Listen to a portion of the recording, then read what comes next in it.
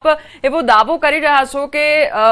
જે 5 રાજ્યો છે તેમાં કોંગ્રેસ સરકાર બનાવશે સૌથી મોટો પ્રશ્ન છે।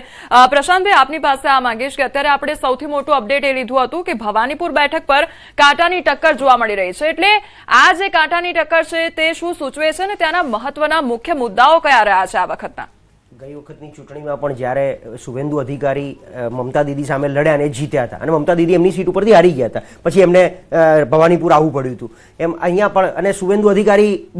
ઠામ લઈ લીધી કે મમતા જ્યાંથી લડે ત્યાં એમની સામેથી લડવું। હવે આ ટક્કર 100% ટક્કર એનું કારણ 2-3 છે। એક, મેં કીધું એમ કે મમતા દીદી પોતે મુખ્યમંત્રી તરીકે આટલા વર્ષોથી ચાલતા આવતા હોય, એમની એક વ્યક્તિગત એન્ટી ઇન્કમ્બન્સી એમના વિસ્તારની સામે શુભેન્દુ અધિકારી સ્થાનિક છે। તમે જોયું તો અમિત શાહને જેટલી વાર પ્રશ્ન પૂછવામાં આવ્યો ત્યારે એમણે ચહેરો શુભેન્દુ અધિકારીને ભલે નામ ના આપ્યું હોય પણ બંગાળી હશે, બંગાળમાં ભણેલા હશે, અહીંના સ્થાનિક હશે એવા મુખ્યમંત્રી તરીકે ચહેરો, અને ભારતીય જનતા પાર્ટી પાસે બંગાળમાં ઘણા સમયથી ચહેરાનો જે અભાવ હતો એ શુભેન્દુ અધિકારીને 2021માં લાયા પછી ક્યાંક એ ચહેરાને એટલી રીતે આગળ કર્યો અને પોતે સ્થાનિક, એમનું નામ બહુ સારું બીજી બધી રીતે। એક તો પોતે હિન્દુત્વનું નામ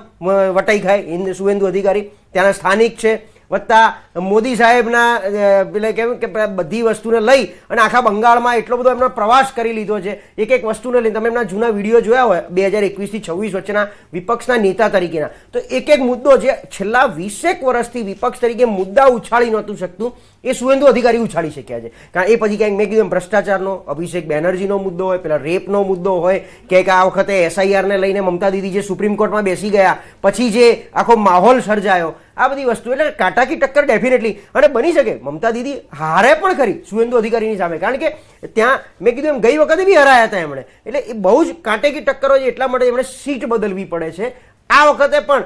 1-2 જગ્યાએ અમે પોલમાં એવું સાંભળ્યું હતું કે કદાચ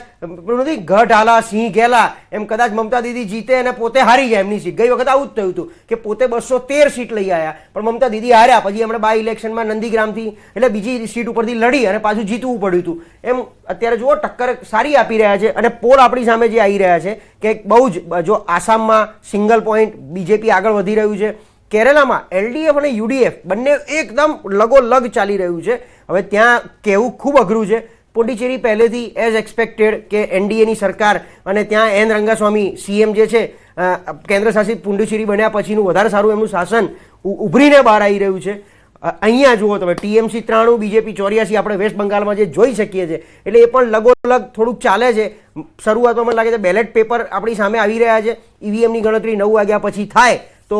એ પછી આપણને વધારે ને વધારે રૂઝાન ખ્યાલ આવે। પણ જે રીતે BJP અને TMC પેરેલલ ચાલી રહી છે બેલેટ પેપરમાં પણ એનો મતલબ સ્પષ્ટ છે કે ત્યાંની સરકારી, કારણ કે બેલેટ પેપરથી પહેલાં સરકારી કર્મચારીઓ વોટિંગ કરતા હોય છે, નોર્મલી સરકારી કર્મચારીઓ અત્યારથી સત્તાની વિરોધ, પણ છેલ્લા 1 દાયકાની અંદર આપણે પરિણામ એમાં પણ થોડું બદલાતું જોવા મળ્યું। એમ અહીંયા બંગાળમાં સરકાર TMCની હતી પણ સરકારી કર્મચારીઓનો જે રૂઝાન છે એ BJP તરફ પણ એટલો પેરેલલ જઈ રહ્યો છે। જી, એટલે જેમ જેમ રૂઝાન આવી રહ્યા છે તેમ તેમ એ કાંટાની ટક્કર પણ જોવા મળી રહી છે। અન્ય રાજ્યો વિશે પણ વાત કરવી છે શૈલેષભાઈ, આસામ વિશે પણ વાત કરીએ।